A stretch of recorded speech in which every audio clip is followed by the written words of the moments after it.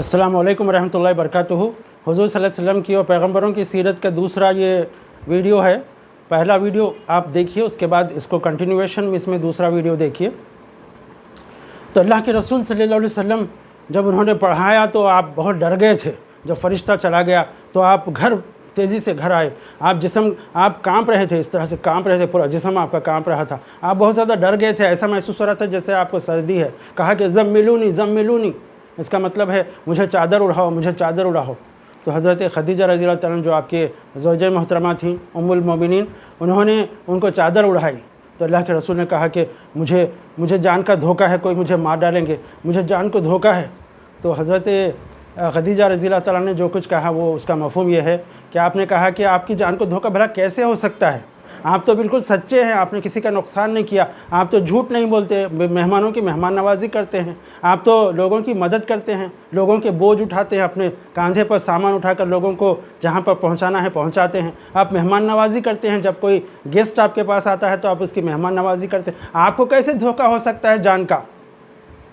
मतलब यह है कि अल्लाह के रसूल सल्लल्लाहु अलैहि वसल्लम जब अभी आप पर नबूवत का सिलसिला शुरू नहीं हुआ था, वही के नुज़ूल का सिलसिला शुरू नहीं हुआ था, उससे पहले भी आप बहुत नेक थे।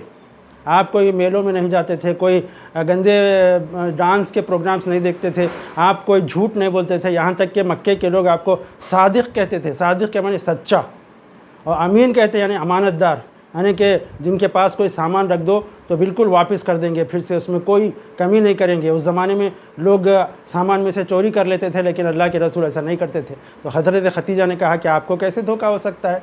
आपने हज़रत खदीजा ने लेकर अपने रिश्ते के भाई, जब वो हज़रत वर्क़ा बिन नौफ़ल इनका नाम था, उनके पास ले गए, क्योंकि वो ईसाई से यानी यहूदी से ईसाई हो गए थे, या ईसाई मज़हब उन्होंने कबूल कर लिया था, तो उनके पास ले गए।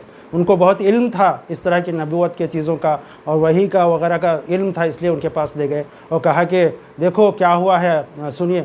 तो अपने भतीजे से सुनिए। तो उन्होंने कहा कि बेटे क्या हुआ, कैसे हो, क्या हुआ, सुनाओ। तो अल्लाह के रसूल ने जब सुनाया कि ऐसा समय गार में बैठा हुआ था, एक फ़रिश्ता आया, कहा कि पढ़ो पढ़ो। जब उन्होंने पूरा माजरा सुनाया, पूरा क़िस्सा सुनाया, तो हज़रत वर्क़ा बिन नौफ़ल ने कहा कि मुबारक हो भतीजे, अल्लाह ने तुमको अपना पैगम्बर बनाया। जिस तरह से पिछले पैगम्बर आए थे हज़रत मूसा अलैहिस्सलाम के बाद हज़रत ईसा अलैहिस्सलाम, उसी तरह आपको अल्लाह ताला ने यानी पहचान गए थे। वो पढ़ते थे अपनी किताबों में, और पुरानी किताबों में जिसको आजकल बाइबल कहते हैं, जिसमें चेंजेस ला लिए गए, लेकिन उस वक्त अभी उतने ज़्यादा चेंजेस शायद नहीं आए थे। तो उन्होंने पढ़ा था कि क्या निशानियाँ हैं, कि किस तरह से रेगिस्तान में एक नबी आएंगे। तो वो पहचान गए और कहा कि अल्लाह ने तुमको नबी बनाया। तो इस तरह से अल्लाह के रसूल सल्लल्लाहु अलैहि वसल्लम नबी बनाए गए।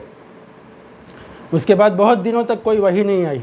तो अल्लाह के रसूल सल्लल्लाहु अलैहि वसल्लम बड़े बेचैन रहते थे कि दो लोगों को अच्छा बनाने के लिए, लोगों को अच्छी बातें बताने के लिए अल्लाह ने मेरे पास वही भेजी थी, फिर से क्यों रुक गई है? आप बेचैन रहते थे। तो आप एक दिन चादर ओढ़कर सोए हुए थे, उस वक्त फ़रिश्ता आया, हज़रत जिब्राइल आए, और उन्होंने कहा कि जब दूसरी वही लाए, कहा कि या अय्युहल मुद्दस्सिर कुम फ़अंज़िर, आए चादर में लिपट कर सोने वाले अल्लाह के रसूल, उठिए और लोगों को डराइए, यानी आखिरत के अज़ाब से डराइए। इस ज़िंदगी के बाद एक ज़िंदगी है जहाँ पर अगर बुरे काम करेंगे तो दोज़ख में डाल दिए जाएंगे, और अगर अच्छे काम करेंगे तो जन्नत में डाल दिए जाएंगे। ये लोगों को बताइए, डराइए, उठिए, जाइए। यानी पैगम्बर का काम यह है कि लोगों को डराएं, बताएं, अच्छी बातें बताएं, लोगों को खुशखबरियाँ दें, गुड न्यूज़ बताएं कि अगर अच्छे काम करेंगे तो जन्नत में जाएंगे। इस तरह से अल्लाह के रसूल सल्लल्लाहु अलैहि वसल्लम उठे, उसी वक्त चादर को एक तरफ रखा। आप उस वक्त तो पहाड़ी पर जाकर ठहर गए, जिसको कोहे सफ़ा कहते हैं। वो पहाड़ी आज भी मक्का में मौजूद है। अल्लाह के रसूल सल्लल्लाहु अलैहि वसल्लम पहाड़ी पर ठहर कर अपनी कौम के लोगों को बुलाए, या कौमी, आए मेरी कौम के लोगों आओ। और पूछा उन लोगों से, अगर मैं तुमको ये कहूँ कि इस पहाड़ के पीछे से कोई फ़ौज है, एक आर्मी है जो तुम पर हमला करने वाली है, तो क्या तुम लोग यकीन करोगे? कहा कि उन लोगों ने कहा कि सब लोगों ने एक साथ कहा कि हम ज़रूर यकीन करेंगे, क्योंकि आपने कभी झूठ नहीं बोला, आप तो कभी भी सच कहते हैं। तो उसके बाद आपने अल्लाह के दीन की बातें बताई। यानी मतलब यह है कि हमको तबलीग इस्लाम भी करना है, क्योंकि हम पैगम्बर के उम्मती हैं। हमारा काम भी है कि दुनिया में इस्लाम की बातें फैलाएं और लोगों को जहन्नुम के अज़ाब से बचाएं। اور اس کے لیے سب سے پہلی شرط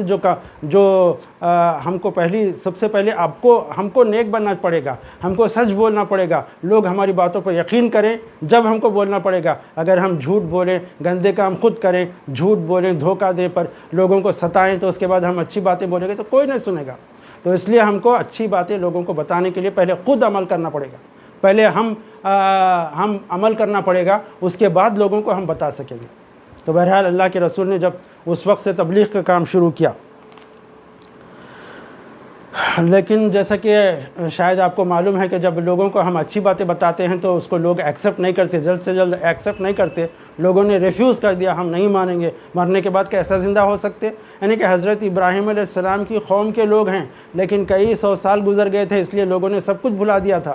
ان کو معلوم ہی نہیں تھا کہ مرنے کے بعد ایک اور زندگی کیسے ہو سکتی ہے۔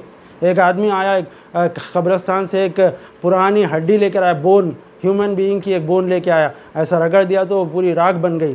تو اس نے کہا چھو، اس طرح سے پھونکا اور کہا کہ اے محمد صلی اللہ علیہ وسلم، کیا یہ دھواں یا جو مٹی بن گئی ہے ہڈی، کیا وہ پھر سے زندہ ہوگی؟ اس طرح سے وہ ہنسنے لگا۔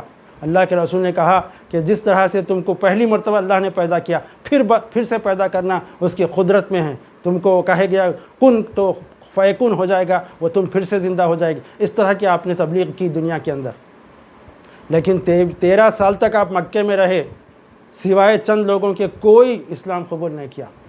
آپ نے ایک دعوت کی اپنے رشتہ داروں کی، اس میں ابو جہل، ابو لہب وغیرہ بڑے بڑے جو اس وقت سردار تھے، یعنی ملٹی ملینئر قسم کے لوگ تھے اس وقت، سب لوگ آپ کے رشتہ دار جو بزنس مین تھے وہ آ کر بیٹھے سن رہے تھے۔ آپ نے اسلام کی دعوت دی، پوچھا کہ کون ہے اس کام میں میرا ساتھ دینے والا، تو کوئی آگے بڑھ کر نہیں کہا کہ میں آپ کا ساتھ دوں گا۔ ایک کونے سے پیچھے سے ایک لڑکا کھڑا ہو کر کہا کہ میں آپ کا ساتھ دوں گا، میں چھوٹا ہوں، میں دبلا پتلا ہوں، میری ٹانگیں پتلی پتلی ہیں، میری آنکھیں درد ہیں، لیکن پھر بھی میں آپ کا ساتھ دوں گا۔ جانتے ہو بچوں، جانتے ہو لوگوں، وہ کون تھے؟ وہ حضرت علی تھے۔ بعد میں وہ حیدر کرار بنے، جنہوں نے ایک قسم کے پہلوان جیسے ہوتا ہے ویسے بن گئے۔ یعنی دبلے پتلے انسان کو اللہ تعالیٰ نے اتنی برکت دی کہ آپ ایک پورا گیٹ اکھاڑ دیا، در خیبر کا پورا گیٹ اکھاڑ دیا، کہ وہ علامہ اقبال جس کے بارے میں کہتے ہیں کہ تو ہی کہہ دے کہ اکھاڑا در خیبر کس نے، یہ حضرت علی کرم اللہ وجہ تھے۔ تو انہوں نے اسلام قبول کیا۔ سب سے پہلے تو آپ کی زوجہ محترمہ حضور صلی اللہ علیہ وسلم کی بیوی حضرت خدیجہ رضی اللہ تعالیٰ نے سب سے پہلے، یعنی لیڈیز میں سب سے پہلے قبول کرنے والے، بلکہ پورے مکے میں سب سے پہلے اسلام قبول کرنے والے ہماری ماں حضرت خدیجہ رضی اللہ تعالیٰ ہیں۔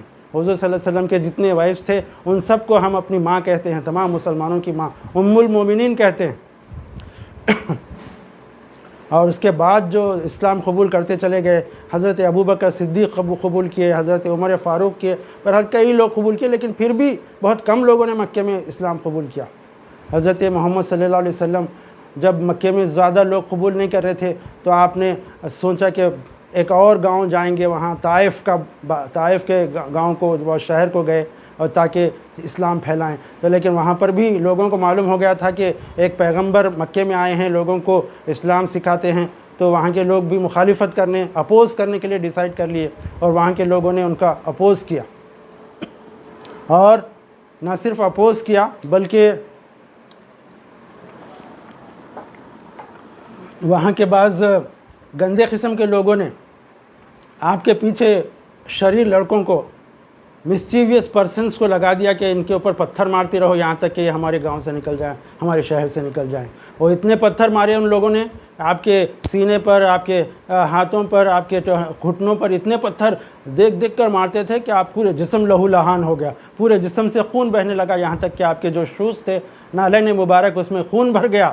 آپ چکر آ کے گر جاتے تھے، لیکن پھر سے آپ کو کھڑا کیا جاتا اور پھر سے آپ پر پتھر مارے جاتے۔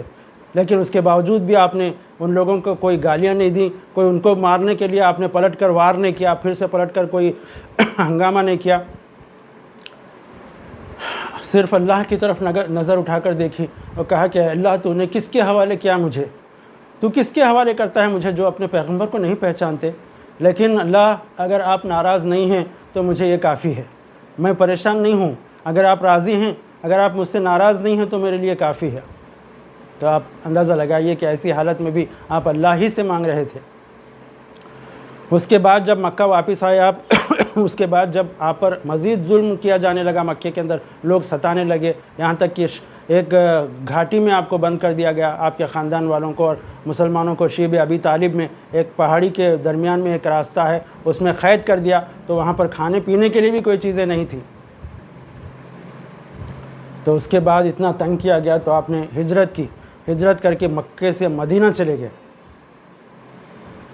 یعنی اسلام کے لیے کوئی آدمی اپنے وطن کو، اپنے سٹی کو، اپنے کنٹری کو چھوڑ کر اسلام پر عمل کرنے کے لیے دوسرے کنٹری کو، دوسرے جگہ پر جاتا ہے، اس کو ہجرت کہتے ہیں۔ تو اس کے بعد کی جو چیزیں ہیں میں تھرڈ ویڈیو میں انشاءاللہ آپ کے سامنے